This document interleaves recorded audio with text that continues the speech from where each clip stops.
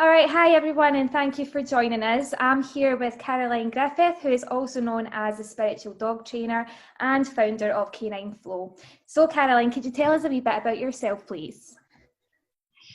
Yeah, hello, hi everyone. So I must admit, I don't know anything about dog grooming itself, but I know about handling dogs, and I hope that this interview will give you some ideas in terms of like calming dogs down, and how to approach and handle dogs in a different way. And also how to understand why they're making the choices of behaviour that they're making when they're in the grooming salon. Um, it gives you, it's a totally different perspective the way we look at behaviour in Canine Flow. Like, there really isn't anybody else except the practitioners that are growing worldwide that are talking about this. And it stems very close and from the original work by Kevin Bahan about energy flow in the dog's body. But what we've done with Canine Flow is we've made it more positive dog training based. So it's more compassionate. We're using none of the kind of chain side of things that they used to use. So the theories that Kevin originally had about the vital force flow through the dog are really, really apparent and really worth knowing. But what we've done is we've found really compassionate, positive, nice ways to use those with the dogs and to understand dogs differently. Yeah. Because with dog grooming, with grooming particularly, we're taught basically to restrain a dog rather than taught how to safely handle them. So there's not much kind of education on canine behaviour, body language, how they communicate. So it's kind of finding alternative therapies and alternative methods, which basically give us a clearer insight in how to do things a little bit more compassionately, as you say. With the dog kind of at the centre of what we're doing. So in terms of Canine Flow then, how would a groomer go about learning how to do that and, using it in their salon on a daily basis? Yeah, I run the courses that teach people, and I do have a lady called Vanessa Byrne. I think she's part of your group actually, and she is a recently qualified Canine Flow practitioner and a dog groomer. Okay. And her experience of using Canine Flow is really in the efficiency of grooming dogs. So time scale wise, you fit more dogs into the day and you are not stressed at the end of the day when you're using something like Canine Flow throughout the day. Yeah. I do have another lady who has a mobile grooming unit, and she will use the cards, the cards that you know about. Really, she is already a healer and she uses them as an energy balancer for the dogs. So that's all she does. When she came on the retreat to learn more about it, a lot of what she was already doing was quite Canine Flow based. So her specialism really is using the cards to connect more with the dog, bringing the calming energies from whatever guides are around to support at the time for the dog and her. And whereas Vanessa is operating from, I think it's in her garden actually. Okay. She has her own little mini grooming salon in her garden or in her garage. Excuse me. Yeah, so it's because I'm leaning to the side, I think. Anyway, yeah, so Vanessa operates in that way. Yeah. But what Vanessa has found is that there are a lot of stress dogs that come in for grooming to her. And she's been able to really alleviate that stress in the dogs. Yeah. And what that then does is it has an impact on the owner as well. So the whole experience of taking the dog to the groomers becomes nice for the owners, nice for the dogs. It doesn't take so long. And really, you can be more productive in your day if you're learning how to understand what the dog is really going through on that grooming table and what approach is better to use. Yeah. So give us a wee kind of a rough kind of insight into what it is it actually involves in Canine Flow. So how do we? Okay. Is it Reiki or is it? Specifically, no. Well, the thing with Canine Flow, it's all science based, so it's not actually energy work. Okay. What we call the energy flow in the dog is really a way to describe it, actually, because we all have this vital force just purely because we have a heartbeat. So we have a measurable electromagnetic frequency that comes from our heart. And the main organisation that use different tools to measure this electromagnetic frequency are called the Institute of Heart Math in America. There's also the Institute of Noetic Sciences. They have a lot of tools, different tools that they've developed to literally measure this electromagnetic frequency. Obviously in medicine, what they tend to measure is only the electric or the magnetic. They separate the two. But what these two organisations are doing is actually measuring the electromagnetic frequencies, how they interact with each other. So the electrical side is usually the nervous system, and the magnetic side is measured differently. So you might have heard of something like an ECG, for instance, in traditional medicine. So that would be an example of one of those being measured. But what these organisations are doing are measuring them both, and this is basically like your life force flow of energy, and it's like a heart, it's like they call it heart coherence. So it's not how fast your heart is beating, but it's over a period of time how it regulates itself.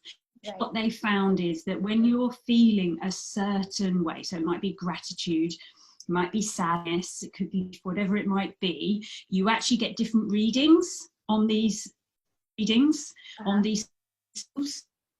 And this is the same with all creatures. They did a study called A Boy and Dog, which you can do from the Institute of Heart Math website, which is really fundamentally the only work they've done with dogs.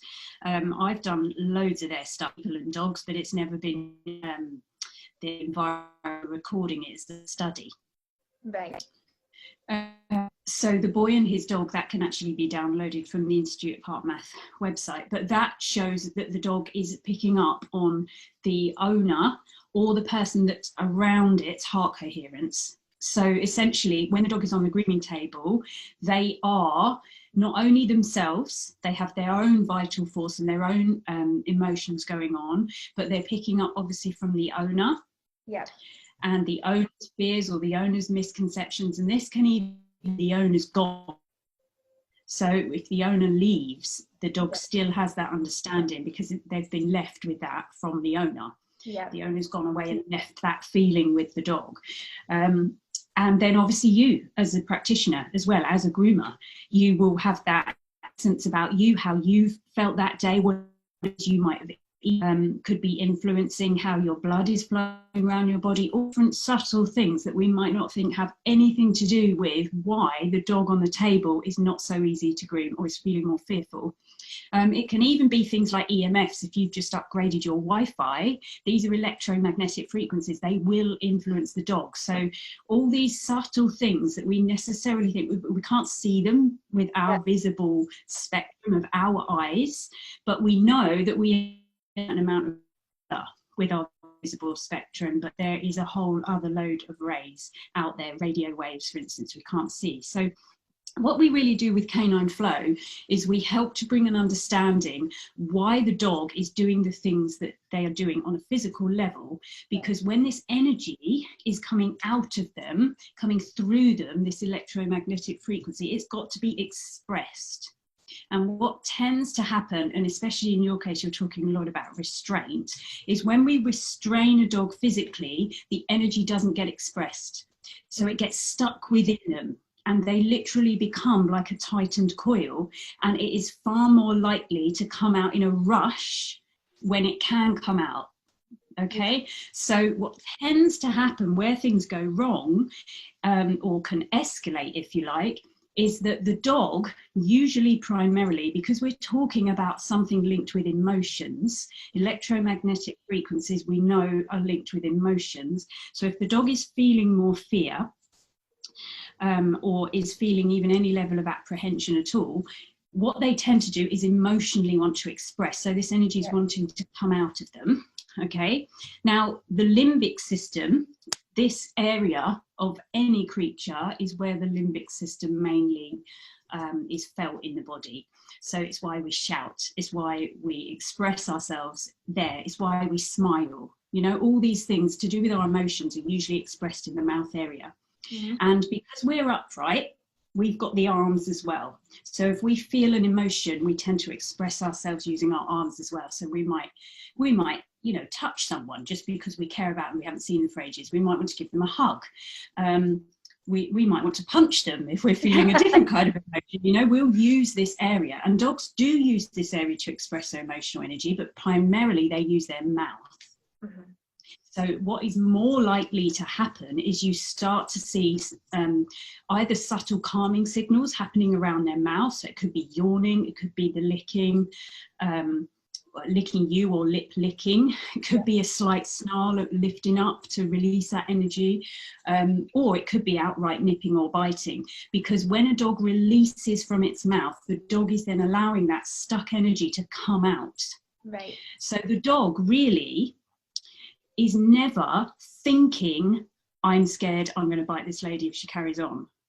It is purely an emotional frequency that is trying to get out of the dog. Okay, and this is a measurable emotional electromagnetic frequency that's trying to be expressed from the dog. Now, the dog has the biggest heart per body mass of any creature on the planet. So their heart coherence is strong. Massively strong. What you've got in your salon there on that table is basically an energy being, a very strong energy being who will continuously express his energy through his paws and through his mouth. And if you allow that to happen, if you allow a degree of flexibility rather than restraint, you will allow the dog to constantly feel like they can express themselves, and you don't get the escalation in terms of the dog going for you, or biting another dog, or trying to bite his tail, or the other things, trying to move and wiggle to get the energy going, you know, because they can feel it in them. All the other things they might do that end up making the grooming table session less productive, they will stop doing those things. So another example, which is linked in with it, one of my practitioners up in Northumberland, she came on a one-day workshop at first to learn about this, had no idea she'd want to be a practitioner, in fact said right from the beginning, I'm just here for fun. But she was so taken with our approach to seeing dog behaviour that she then trained to become a full practitioner.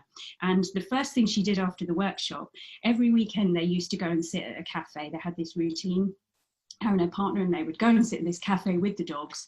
And what they found is that lots of people, because they like to sit outside, would be walking past. So what they had been doing is they'd been constantly pulling the dog back in, tightening the lead, stopping the dog from moving when people came up or came past. And it kind of was getting a little bit frustrating, to the point where they were thinking, well, we might not take the dogs anymore because we just want to sit there and enjoy our coffee, you know, we don't want the dogs having to be constantly worried about. So what they did the next time is they gave them a certain amount of slack on the lead, and they didn't pull them. And the dog did not move once. People were walking past, you know, the coffee was brought up and they had a little bit of sniff at the cake, but that was it. Yeah. That was and it. It just said it was such a calm, nice way to be. And you know, it wasn't enough slack that the dog could have gone off or could have gone after someone. It was just enough that the dog felt that they weren't restrained, and that the energy, if they had it come up, could be expressed. Yeah, it's so similar example. Keep going, sorry. Go on, no, go on, questions. Otherwise I'll just keep talking. I completely get it. I mean, I'm a big kind of fan of Ho'oponopono and meditation and Reiki and things like that, and it's all about energy and a cellular level, so it all makes sense to me. But for so many people out there, it probably doesn't. So this is a massive learning curve for a lot of groomers out there looking to find a different way of doing things. Absolutely. On the table as well, I think the main concern with a lot of groomers is, if you slacken the restraints on a grooming table, how safe is it then should a dog decide to jump off? I mean, one of the things that I do is I'll lower my table right down to the ground. So it means then, worst case scenario, if they do jump off, it's at a level where they can safely do so. So, it's kind of coming up with alternative ways to work around that. But I think what you're saying in terms of the training, it certainly makes more sense to give Well, them. I think traditionally dog training has been very much about you must be in control, otherwise you're not a good enough trainer or good enough groomer, and this idea that give them an inch and they'll take a mile. But actually no, dogs are not that silly. They actually know that they could fall, and they're not going to do this. They have this depth perception where they would understand the edge of something. And I can understand, obviously, a dog in a frenzied state might not, but the idea is behind that, you don't get to that stage in the first place. And one of the things that Vanessa, throughout her case studies, really highlighted and really showed to be the case is that she would, for instance, have a dog that, well, there was one in particular, a terrier that used to come to her that was very worried, very fearful. The owners didn't like bringing the dog because of this situation. And it used to take a good few hours, I think it was a couple of hours to do this grooming session. What Vanessa did is, instead of even starting with grooming, they did a 20-minute meditation. So they sat there, and you can call it mindfulness if it sits better with you, but really it's from the heart, because it's the heart you're changing. The heart is where the measurable emotional state is, not up here, it's here. And especially for the dogs, they have this biggest heart per body mass of any creature. So what they did is they sat and they breathed and they calmed and they grounded and they allowed the dog to just wander between them and just get used to what they were both doing, being still. And in the end, the dog joins them with their stillness. Yeah. And then afterwards, the dog was an absolute dream. And within an hour, that dog and that owner had gone home. So it may seem like, oh, I haven't got time to meditate. But if you're faced with that kind of situation, your productivity level actually goes up by stopping, allowing all the energies to flow out the dog and ground, then working on the dog. So what would be your advice in terms, maybe Vanessa could kind of help us with this one, but for multi-groomer or multi-dog salons, do you think that Canine Flow can still work, or do you think it's more focused on one-to-one? Yeah, well, obviously the practicalities of it, sitting in silence when you've got other people working around you. Yeah, I mean, obviously straight away, that's not going to be so easy, is it? But I mean, knowing that can happen though, if you wanted to introduce that into a salon, then, you'd have to find practical ways of doing it. Yeah. Or introduce that way of being to the owner so they do it before they get there. Also, I offer the hypnotherapy audios as well, so they can be purchased. They're only just under £10, and the owners use those at home, and then that calms the dog. In general, we're changing the dog, not the behaviour, so you don't wait till they're in the situation then start playing it. You play it to change the dog, and then when the dog arrives, they're less fearful in the first place. So yeah, there's ways around it, and I think also even just having this understanding of why dogs are doing the things they're doing, actually the awareness of that can often be the big game changer. You don't necessarily actually need to know the tools. Very often just having this awareness that they're not mentally working against you, and that they just need to be able to express. Their body needs to feel physically, proprioceptively balanced and able to express. And then they're not going to do the things that we're fearful of them doing, like the jumping off and the biting. Yeah, I've never had a dog bite me yet, and I think it is because I think dogs are intelligent and they know when you understand their cues. So it suddenly gives them a wee bit more reassurance that, okay, I don't need to react this way because I know that, the groomer is going to pick up on certain signals. It's definitely something I've said to you before anyway, I need to come to one of your retreats. Honestly, even for myself, I need to. But I definitely think that it is the way forward in a lot of different dog sectors, dog industry sectors. So grooming, doggy daycare, I think everyone could benefit from this. So it's just obviously learning and opening your mind and your heart to it, really, isn't it? Because there's a lot of people. It's trying to dog owners as well, isn't it? So how would you go about you know, obviously, because a lot of people have it in their head that grooming's grooming and that's it. So how would you go about convincing a dog owner to kind of have a more open-minded approach to the way that they, you know, they approach the grooming process? So if it was like a multi-dog salon, for example, how would you go about kind of, I don't know, like encouraging the owner at home to start? So you've got two ways. You either wait till you've got a problem dog and then suggest this as an option. Yeah. And if they want to try it, then, you know, it's a shame very often it becomes the last resort, but even so, you know, you either option, or you also offer relaxed dog classes once a week in your salon, if it's possible, you know, or in a village hall. Because then what you're doing is you're changing the dog, not the issue. If you just try to manage the issue and manage the situation, you'll just it's a sticky plaster, because the situation's not gone. You're just managing it each time that the dog comes. But if you can change the dog so that the dog's whole state of being in all of life and their general nervous system and their general heart coherence is of a calm state, when they come to you, you're not going to have many of the issues. So it's more sort of what can we do outside of the salon that will then influence how the dog is when they're there.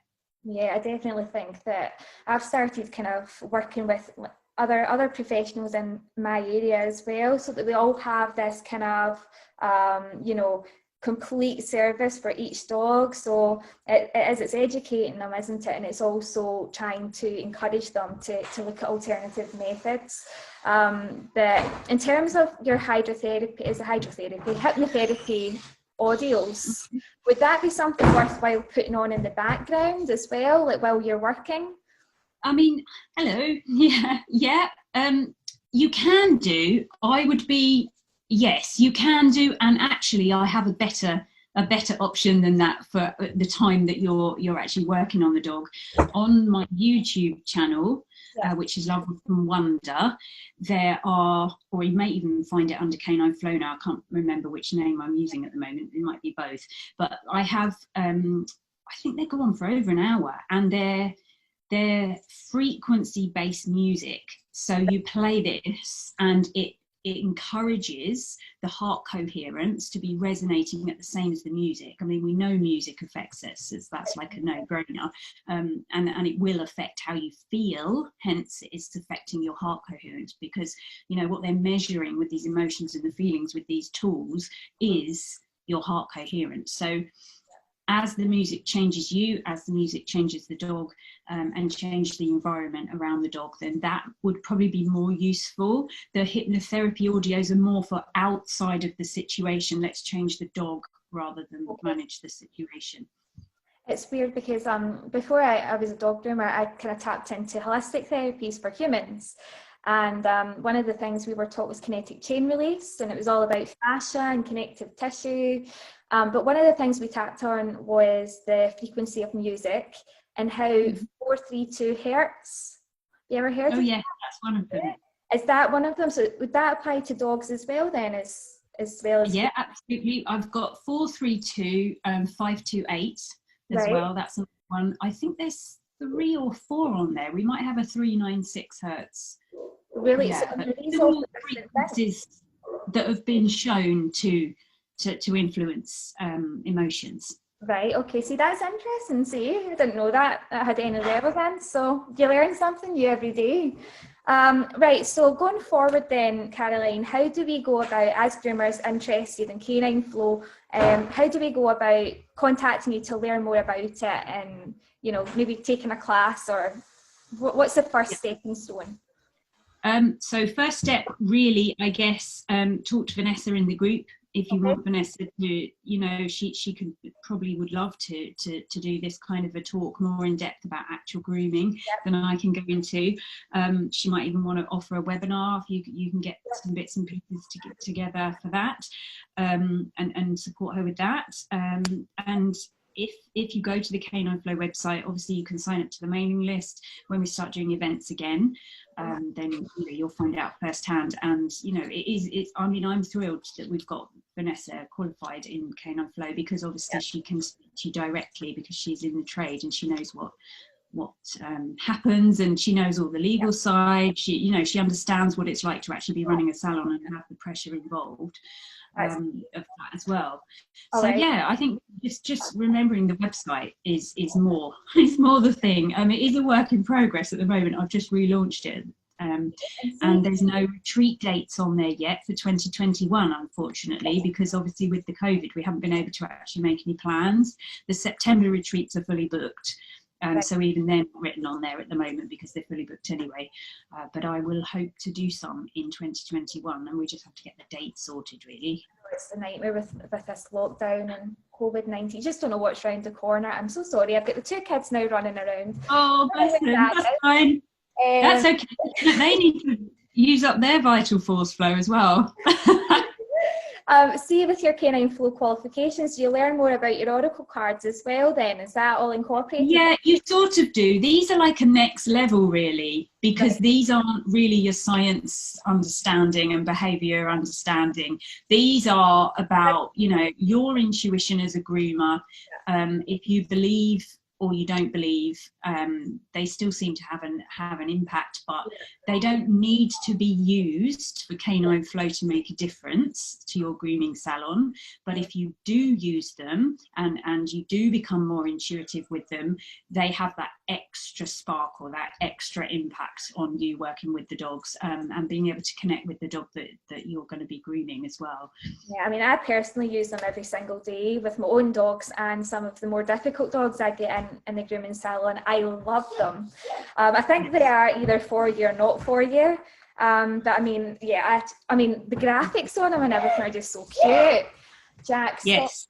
But I mean, I would recommend them to everyone on the group if they're just even for at home with your own doggies as well. But yeah, this is it's interesting that you're using them in a work-based environment, because they were more channeled for people to work with their dogs, just their own dog,